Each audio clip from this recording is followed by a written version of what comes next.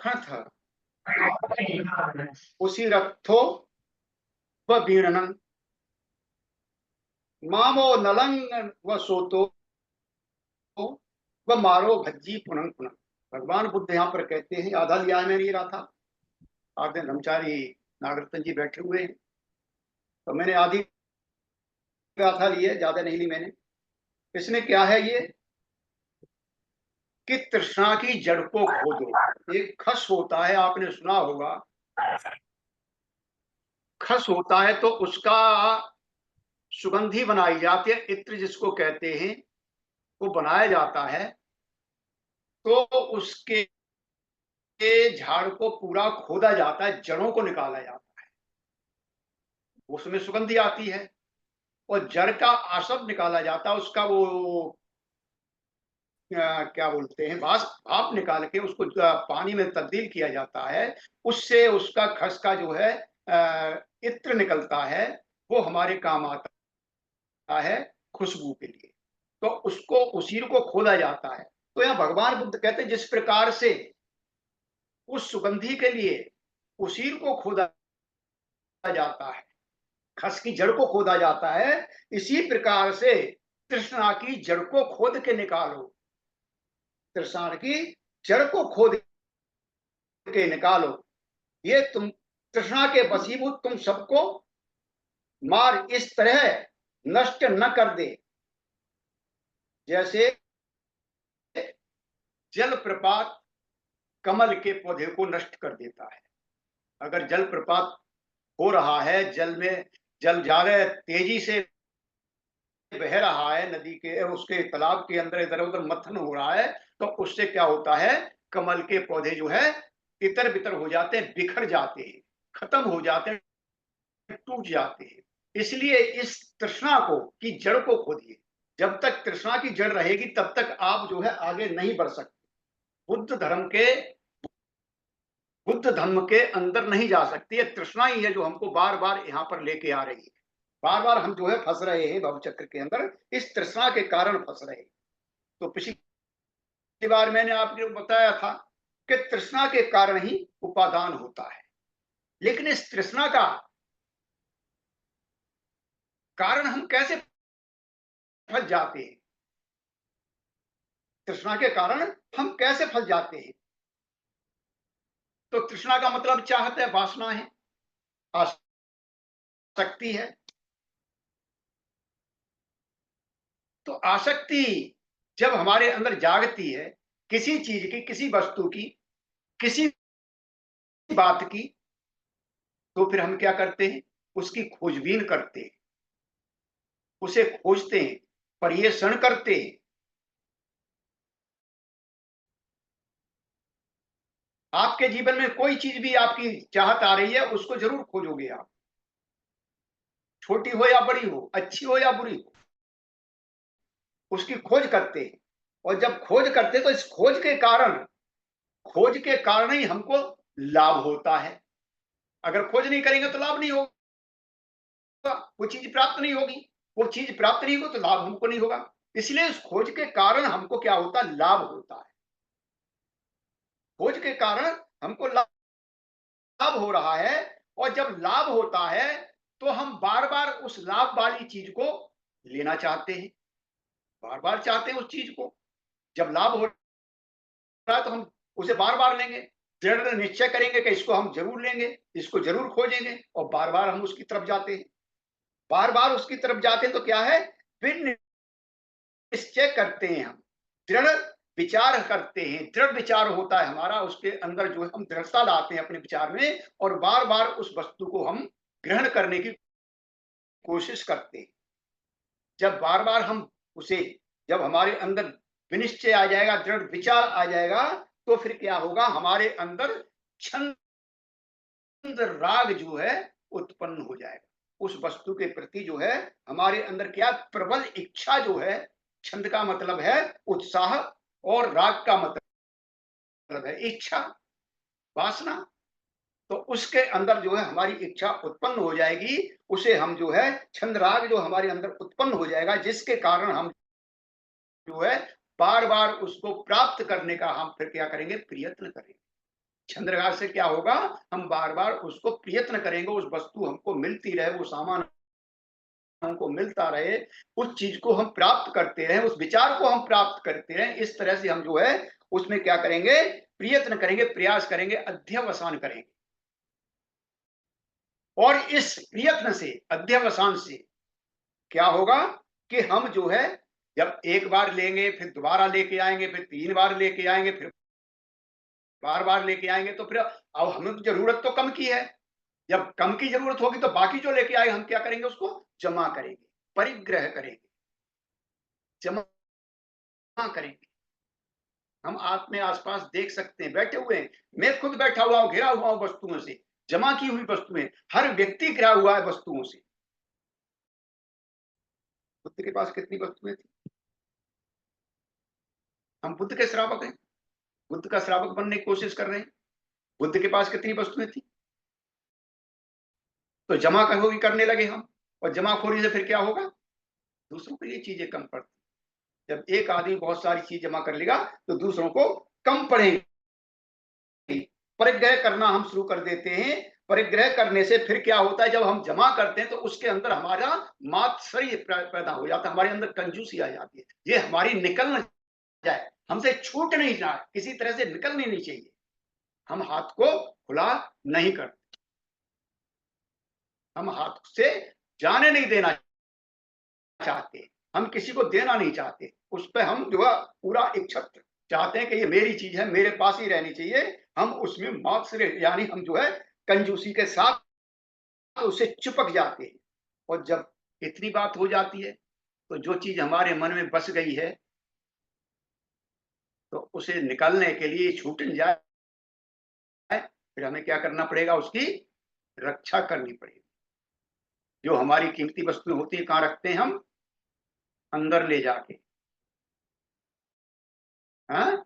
और फिर जब बड़े हो जाते हैं, ज्यादा और ज्यादा हमारे पास वस्तुएं आ जाएंगी, फिर क्या होगा, हमें आदमी रखने पड़ेंगे उसकी आरक्षा के लिए,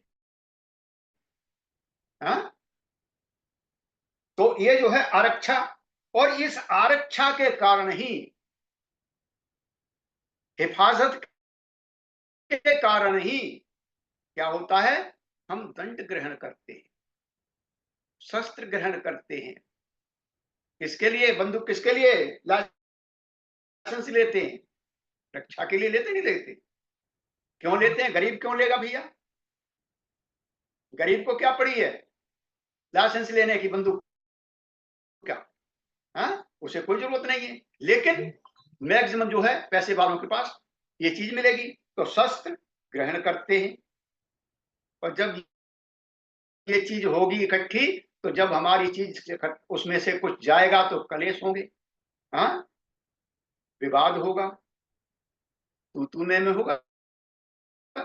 किसके ऊपर होती है तू तू मैं? परिवार के अंदर आप सब परिवार वाले हैं, कहीं ना कहीं होती है तू तू मैं। क्यों होती है?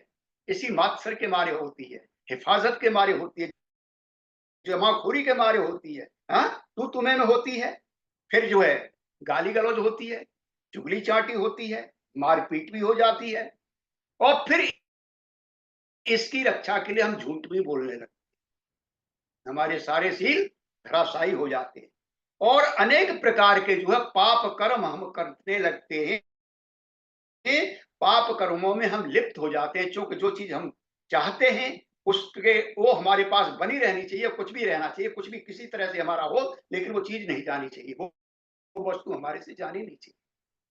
तो इस प्रकार से हम जो है हर बुराई के लिप्त हो जाते हैं, हर बुराई से हम जो है लिप्त हो जाते हैं। जो नहीं करना चाहिए वो पाप कर्म भी हम करने लगते, इस तृष्णा के कारण। भाई और बहनों, आप जानते हो कि भगवान बुद्ध ने जब सिद्धार्थ गौतम थे तो वहां पर जो बताया गया है कि मार की 3 कन्याओं में एक तृष्णा का भी आता है नाम, हाँ? मार की 3 कन्याओं के अंदर एक तृष्णा का भी नाम आता है, तृष्णा, रति और नंदी। ये 3 कन्याएं थी जिनको जो है मारने भगवान बुद्ध को, जब वो सिद्धार्थ गौतम से उस समय डिगाने के लिए भेजा था, लेकिन बुद्ध कहाँ थे? बुद्ध तो बुद्ध थे, वो तो ऐसे ऊपर चले गए थे, इसलिए जो है वो नहीं डिगे और वो वापस चली आई। तो इस प्रकार से ये तृष्णा है, और तृष्णा के कारण क्या होता है? उपादान। हाँ, तृष्णा के कारण उपादान होता है। उपादान क्या है?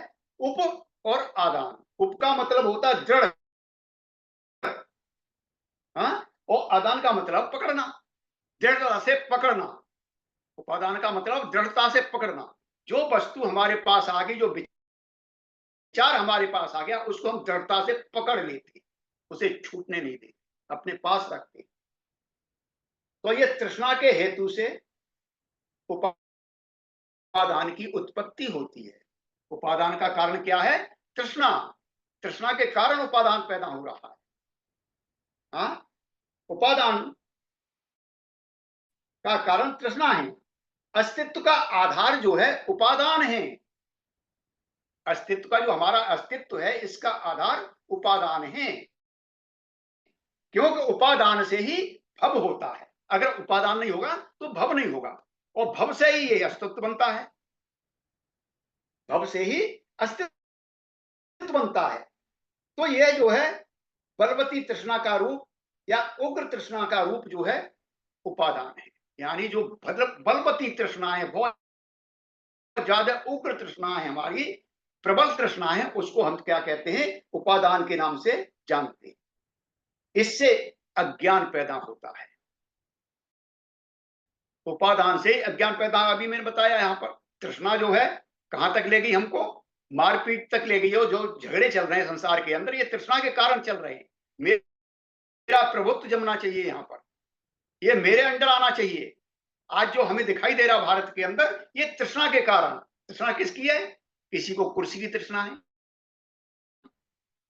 किसी को पद की तृष्णा है, किसी को मान सम्मान की तृष्णा है। इसलिए तो सारा ये बखेड़ा फैला हुआ है। आदमी की चिंता किसी को नहीं है कि आदमी को कोई राहत मिल जाए, जनता को कोई राहत मिल जाए, ऐसा किसी के मन में नहीं है। मेरी कुर्सी बची रहनी चाहिए, चाहे कुछ भी हो। ये तृष्णा की वजह से, और यही तृष्णा जो है उपादान में बदल रही है। जो बार बार जो उसको ले रहे हैं, तो वो उपादान में जा रही है। और उपादान ही जो आश्रम है,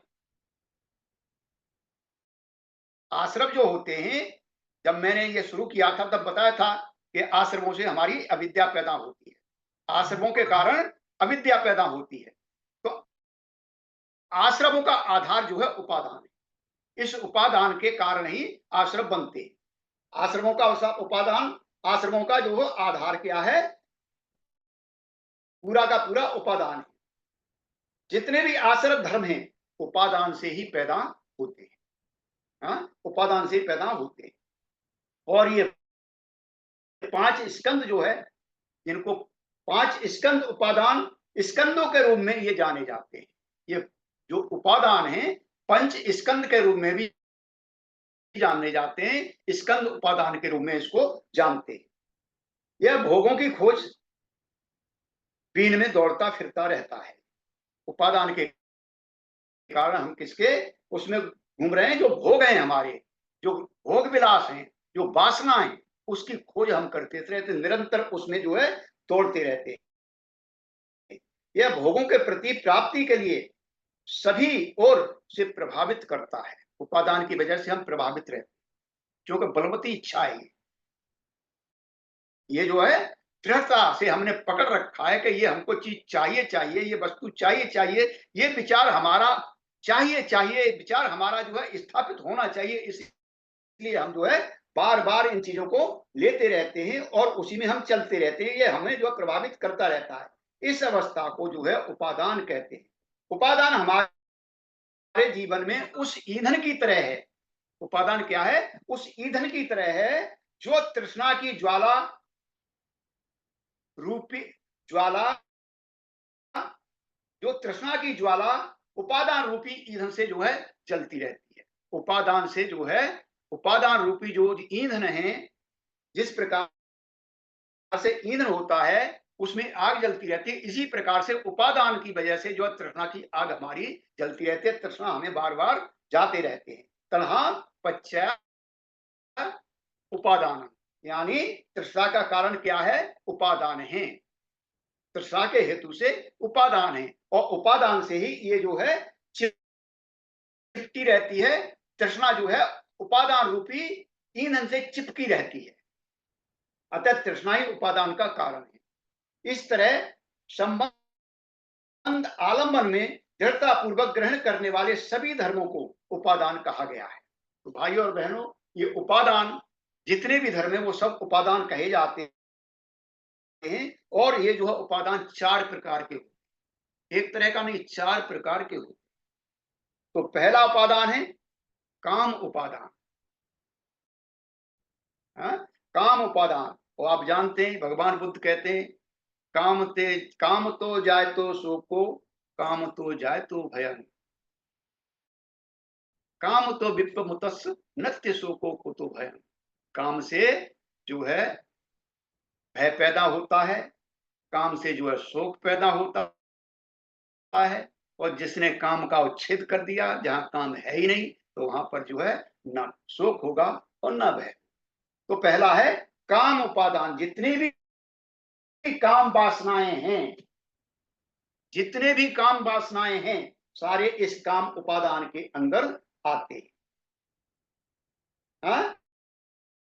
सारी जो है जितनी भी हैं, ये 108 प्रकार की जो तृष्णा जो है, ये सारी किस्में हैं काम उपादान के अंदर आती।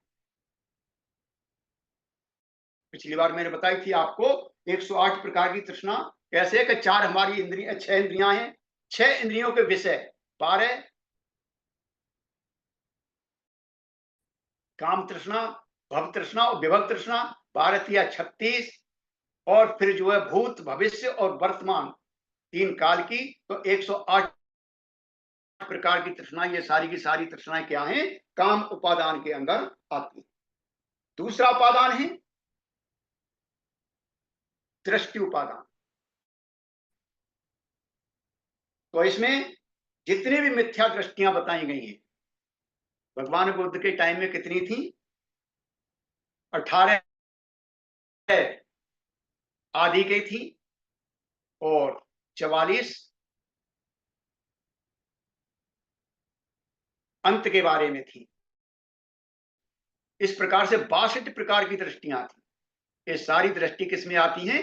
दृष्टि उपादान के अंदर आती। हम क्या करते रहते हैं कि इस दृष्टि उपादान के अंदर फंसे रहते हैं। मिथ्या दृष्टि जितनी भी हैं, ये सारी की सारी किसमें आ रही है? दृष्टि उपादान के अंदर आ रही है। कैसी दृष्टियां हैं? आप पढ़ सकते हैं इसको, जो है क्या नाम है, आप दीर्घ निकाय के अंदर पढ़ सकते हैं। 62 प्रकार की उस समय दृष्टि बताई गई है। ये सारी की सारी दृष्टि उपादान के अंदर आती है। बहुत सारी है, दान नहीं है, यज्ञ नहीं है, पूजा नहीं है, पाठ नहीं है, कोई ये नहीं है, वो नहीं है, सब इसके अंदर दृष्टियां जैसी भी हैं, सब इसके अंदर जो दे रखी हैं, सब इसी के अंदर आती है, दृष्टि उपादान। और तीसरा है शील व्रत उपादान। बहुत अच्छी तरह से ये जानते हो, आप पढ़ते आ रहे हो। आर्य ब्रह्मचारी, नागरत्न जी कई बार बता चुके हैं, और यहाँ बोधि प्रकाश जी भी कई बार बता चुके हैं। ये दृष्टि शील व्रत उपादान क्या है? बड़ी बड़ी अच्छी कथाएं आती हैं इसके अंदर। एक कथा मुझे याद आती है, बहुत छोटी सी कथा है, नेपाल की कथा है। कोई बूढ़ी आई थी, काम पे जाती थी, लेकिन उसका रूटीन था कि रोजाना सुबह काम पे जाने से पहले वो जो है 2-4 बुद्ध विहार में जाके और चावलों को चढ़ाती थी बुद्ध के लिए। लेकिन एक दिन ऐसा होता है कि वो लेट उठ पाती है, काम भी उसका रह जाता है, काम पर भी जाना है उसे, लेकिन उसे जो है चावल भी चढ़ाने जाके बुद्ध विहार में। तो भागी भागी जाती है, यूं करके फेंकती है चावल एक बुद्ध विहार में, फिर दूसरे बुद्ध विहार में, फिर तीसरे बुद्ध विहार में, और वो जो अपने काम पर चली जाती है। तो कहीं हम भी तो ऐसे ही नहीं कर रहे? शील व्रत परामर्श में हम भी तो नहीं है कि हम तो 3 बार जो है वंदना करते हैं, शाम को सोने से पहले वंदना करते हैं, सुबह उठने से के बाद में वंदना करते हैं, फ्रेश होने के बाद करते हैं, जहां होते हैं तहां पर करते हैं। कहीं हम भी तो नहीं फंस रहे इस शील व्रत परामर्श के अंदर? हाँ, शील व्रत का उपादान के अंदर हम भी तो नहीं फंस रहे कहीं? तो ये जो है, हम इसको पकड़ लेते हैं और इसमें हम चलते रहते हैं। हम ये नहीं देखते कि इसका परिणाम क्या आ रहा है, परिणाम आ रहा नहीं आ रहा। हाँ, तो हम परिणाम कारक शरण गमन की तरफ नहीं जाना चाहते। परिणाम कारक शरण गमन की तरफ हम नहीं बढ़ सकते। अगर हमने ये पकड़ के बैठ गए कि हमें तो 3 बार ही वंदना करनी है यहाँ पर, चाहे समय है वो नहीं हो, जबरदस्ती करनी है, तो जबरदस्ती वाला खेल यहाँ पर है नहीं। भगवान बुद्ध के धर्म में जबरदस्ती नहीं है किसी से। हाँ, ये सुविधा पूर्वक है। हाँ, और चौथा जो आपका उपादान है, वो जो है आत्मवाद उपादान है। हाँ, आत्मवाद उपादान है। इसमें क्या होता है कि हम जो है आत्मा और परमात्मा में लीन हो जाते हैं, उस पे हम जय करते हैं, देवता हैं, आत्मा है। हाँ, ये पक्का है। ये ऐसा पक्का दृष्टिकोण हमारे अंदर होता है। ये क्या कहलाता है? आत्मवाद उपादान। आत्मवाद की आसक्ति हमारे अंदर बनी रहती है और हम जो है इस तरह से चलते रहते हैं, हमारा जीवन उसी के अंदर गुजरता रहता है। आज क्या है भारत के अंदर? यही तो चल रहा है, देवतावाद चल रहा है। लेकिन ऐसा कुछ है जिस जो कहते हैं कि स्वर्ग में आप जाएंगे, फलाने पे जाएंगे, भाई जो जाता है वो बताता नहीं लौट के। अभी तक किसी ने बताया है क्या? नहीं बताया होगा। और जो जन्म लेके आ रहा है वो भी नहीं बता पा रहा। तो जानता कौन है? बुद्ध के अलावा और तो किसी ने नहीं बताया। बुद्ध ने खुल के बताया है। बुद्ध कहते हैं कि वर्तमान में रहिए, ये वर्तमान है तुम्हारा, ना भूत है और ना भविष्य है। अगला जन्म किसने देखा है, पिछला जन्म कौन देख के आ रहा है, कुछ पता नहीं है। इसलिए वर्तमान में रहिए। कोई आत्मा नहीं, अत्ता है अत्नो नाथो। आप अपने मालिक खुद हो, इसमें कोई दूसरा नहीं, इसमें कोई चला नहीं रहा आपको, आपका मन है जो चला रहा है इसको। और भगवान बुद्ध की खोज क्या है? मन की खोज है। भगवान बुद्ध ने किसको खोजा? मन को खोजा, विज्ञान को खोजा, जिसकी वजह से आज हम और आप यहां पर हैं। अगर भगवान बुद्ध इसकी खोज नहीं करते तो शायद आज जो आपके पास है, जो इस दुनिया के पास है, वो नहीं होता। विज्ञान का कंसेप्ट भगवान बुद्ध ने दिया। ये हमारे माइंड की उपज है, हमारे तर्क वितर्क की उपज है। अगर हम तर्कवादी नहीं बनेंगे तो हम आगे नहीं बढ़ सकते। हम पोंगा बनेंगे, रूढ़िवादी बनेंगे, अंधविश्वासी बनेंगे, अंधभक्त बनेंगे। भगवान बुद्ध इन सारी दृष्टियों से ऊपर है, सारी दृष्टियों को तोड़ते हैं। इसलिए हमको तर्कवादी बनना है।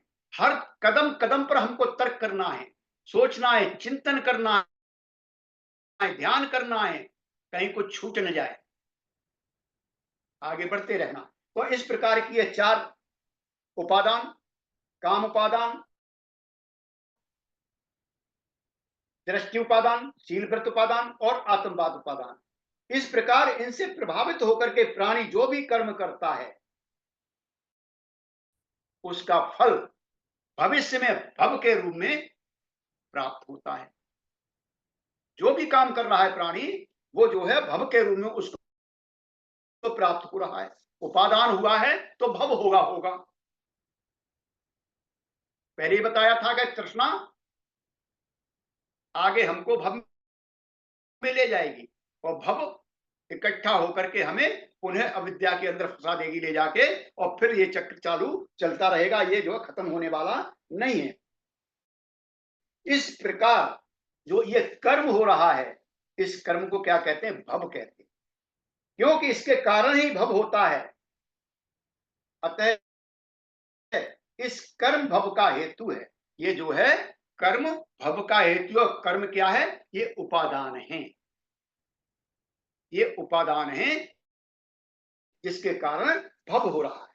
भोगों की खोज खबर में कृत और उपचित कर्म, पुनर्भव का कारण है। किसकी खोज खबर में? हम किस में रहते हैं? भोगों की खोज खबर में रहते हैं। जो हमारे भोग विलास है उसके अंदर हम खोज खबर में रहते हैं, उसको तलाशते रहते हैं, उसमें हम जो है आगे बढ़ते रहते हैं। इसलिए यही जो है हमारा क्या है कि ये पुनर्भव का हमारा कारण बनता है। इस प्रकार दुख उपादान स्कंध है। दुख जो है उपादान स्कंध है। अनुसयों को उपादान कहा गया है। अनुसय का मतलब है क्लेश या अदावट, विवाद, कलह, पश्चाताप, ऐसे शब्दों से ये अनुशय सजा हुआ है। अनुशय के कारण उपादान कहा जाता है, क्योंकि अनुशयों के बिना पुनर्भव का आविर्भाव नहीं है। ये अगर हम जो है किसी से अदावट नहीं करें, क्लेश ना करें, विवाद ना करें या पश्चाताप ना हो हमारे घर मन के अंदर, हम शुद्ध हो जाए, हमारा मन निर्मल हो जाए, हमारे मन के अंदर कोई चीज है ही नहीं, मन एकदम साफ हो गया, तो फिर ये आगे नहीं बढ़ेगा, भव होगा नहीं, पुनर्भव नहीं होगा। अतः कर्म भव के मूल में अनुशय है और अनुशयों के समुदय होने से पूर्व इनको पहचानना बहुत ही कठिन है। इनका उदय होने से पहले हम नहीं पहचान पाते, जब इनका उदय हो जाता है तभी हमारी पकड़ में आते, तभी हम जो है इनको पहचान पाते हैं। इनका जो है उत्पन्न होने से पहले, समुदय होने से पहले इनको पहचानना बहुत मुश्किल होता है, क्योंकि हम किस में पड़े हुए हैं? तृष्णा में पड़े हुए हैं। हाँ, तृष्णा में पड़े हुए हैं। अतः इन्हें उपादान कहते हैं। उपादान के कारण भव होता है। और तिब्बती महायान में उपादान को क्या कहा गया है कि फूल तोड़ते हुए, डलिया में रखते हुए स्त्री पुरुष दर्शाए गए। ये फूल तोड़ रहे हैं, इकट्ठा कर रहे हैं, मतलब हम जो है सामान को इकट्ठा करते रहते हैं और उससे चिपटते रहते हैं। हम जो है नहीं समझ पाते कि यही हमारे भव का कारण है, हमारे पुनर्भव का कारण यही है। यही हमको भव चक्र में फंसाता रहता पुनः पुनः। ये जो है चूंकि इससे क्या बनते हैं? उपादान ही आसवों का घर है, और आसव का कारण क्या है? अविद्या होती है, और अविद्या से फिर हम जो है भव चक्र के अंदर फंस जाते हैं। तो भाई और बहनों, ये जो है उपादान था, थोड़ा मैंने कोशिश की है समझाने की। आपने सुन लिया, आपका बहुत बहुत साधुवाद, पुण्यानुमोदन। सभी को जय भीम, नमो बुद्धाय।